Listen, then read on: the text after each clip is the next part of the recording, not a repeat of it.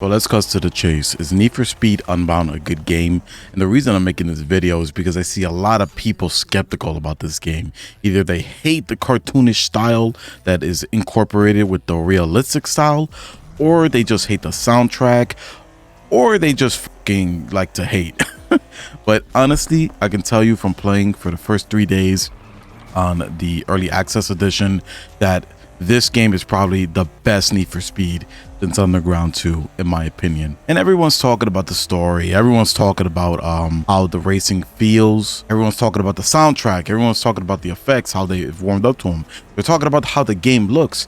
Not enough people are talking about the mechanics of the actual gameplay. And this aspect about the game is why I think it is the best Need for Speed in a while, and I think it's worth a pickup. Before I even talk about the action of the gameplay, let's talk about the racing system and how much it's improved, in my opinion, from previous entries. In this game, it's not a desperate dogfight to get into first place because each placing has a different bank reward. I remember something that was really demotivating to me when I first started playing Need for Speed Heat, for example, was losing a race when I had to run through the whole damn thing and not win anything. You know, it was a pain in the ass. You either had to rank, I think, first, second, or third, and it sucked because sometimes you weren't able to do that because either the other person's car was too fast or you're just not a very experienced driver, right? But no, you actually get rewarded even if you're not in first place in this game, just for finishing the race. Moving on though, we also have different car tiers. So there's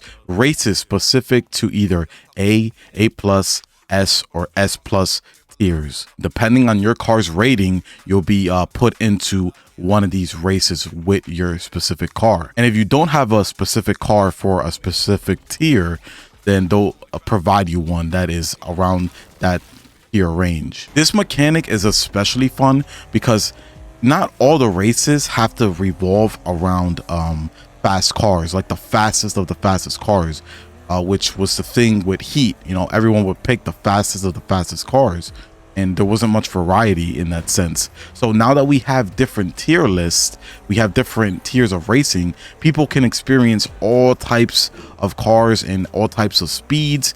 You know, playing a racing game with slower cars is a different experience, one that I actually enjoy. So the fact that we have that option now where we can separate different tiers of cars and different speeds of racing, it makes the game 10 times more fun, in my opinion. However, just to give you guys a quick tip, if you really want to win races, you want to max out to the highest rating of car for each tier. I'm just saying, bro, do it now because everyone's going to be doing it. But with this in mind, it gives you a lot more flexibility to make a specific car with each tier of different races. Okay, let's get to the action, bro, because the gameplay of this game is the reason I've been having so much fun with it. And I think this Need for Speed honestly has the highest skill ceiling of any Need for Speed I've played. So a lot of this game, similarly to previous Need for Speeds, especially the Underground series, revolves around your NOS. You build up your NOS by dodging traffic, driving into oncoming traffic. Your hang time gets you NOS. It is the risk reward mechanic of Need for Speed that people have grown to love. You have to get a combo of near misses or hang time or drifts to refill your NOS. It doesn't refill after one, you know, near miss and it stays that way. No, it goes down if you don't keep doing it.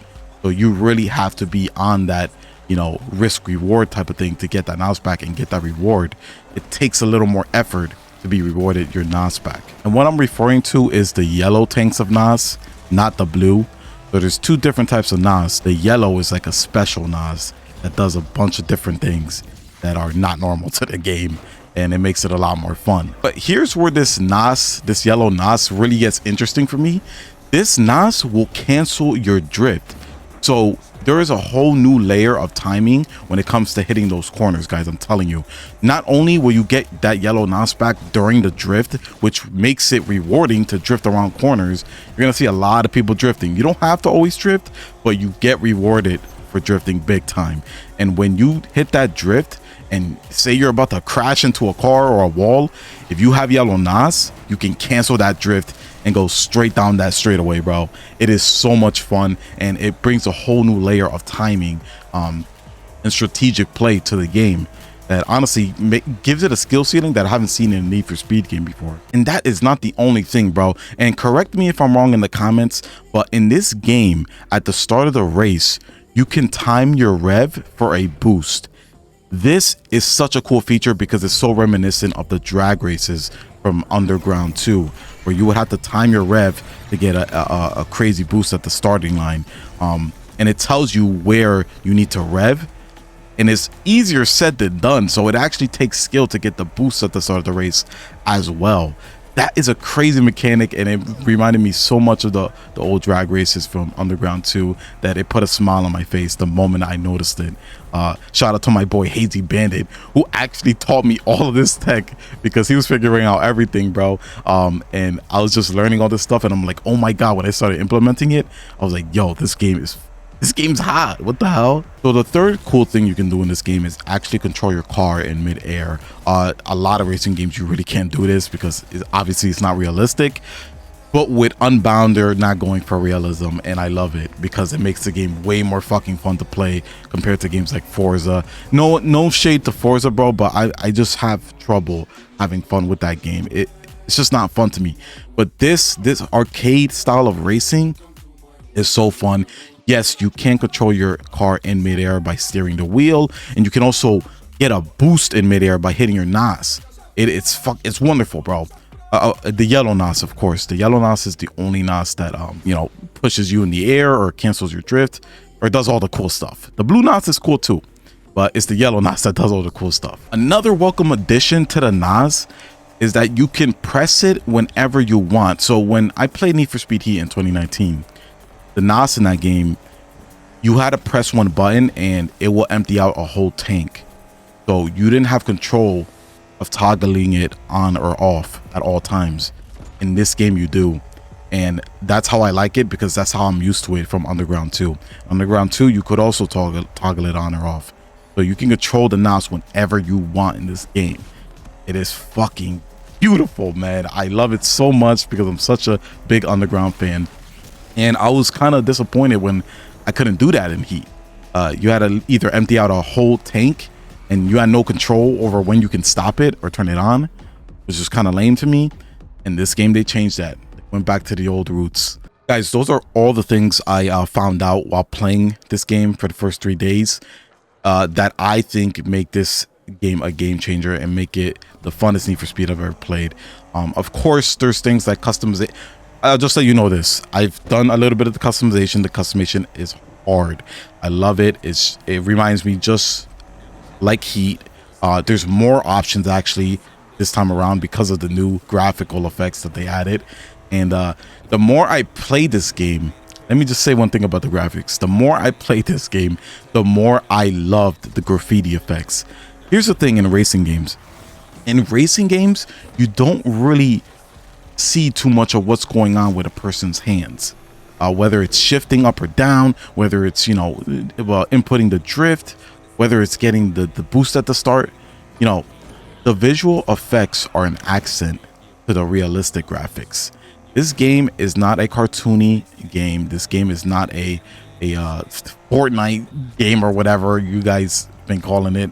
The graffiti effects are very much an accent to the realistic graphics. This game has realistic graphics, don't get it twisted, guys. The game is beautiful on ultra settings, from my experience.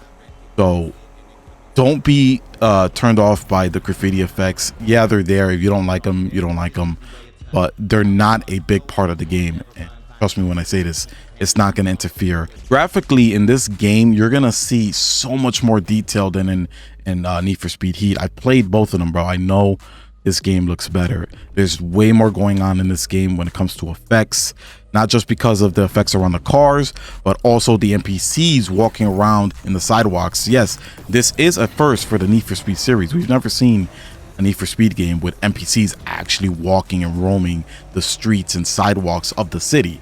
It makes it feel way more alive. There's also parked cars everywhere. Like, there's a ton of parked cars. You would not normally see that in Need for Speed games. So I think they nailed the realism in this game for sure.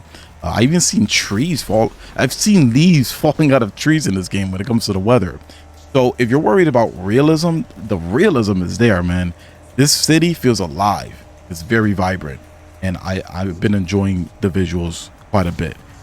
One of the best looking Need for Speed games, no doubt. So the soundtrack, here's the thing about the soundtrack is not going to be for everyone, but if you're into the new generation of music, well, when it comes to rap, you're going to be very surprised because there's a lot of well-known artists on this soundtrack and a lot of just cool songs, bro. I even heard some Japanese rap. That's insane. I've never heard a song like that from you know, a Japanese rapper.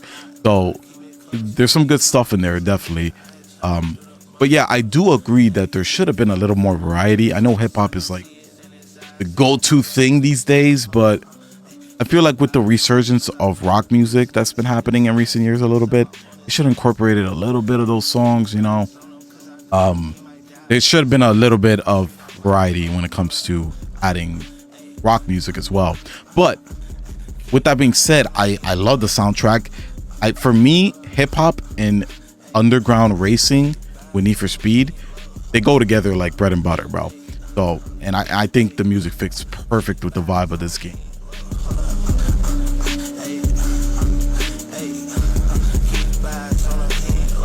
I can't really comment too much on the story because I haven't finished the story, but I will say, yeah, there are some, you know, a little bit cringe in the dialogue, like people are saying, just a little bit though. I think this game is the least offender of some of the other Need for Speed. Bro, if you go back to Need for Speed Most Wanted, those cutscenes are unbearable today. I'm telling you right now. So, yeah, I think this Need for Speed has the least offensive cringe when it comes to dialogue, but it definitely still is there a little bit. You know, so far I've been enjoying the story mode because the story mode also, just like the city that revolves around Unbound, it feels alive.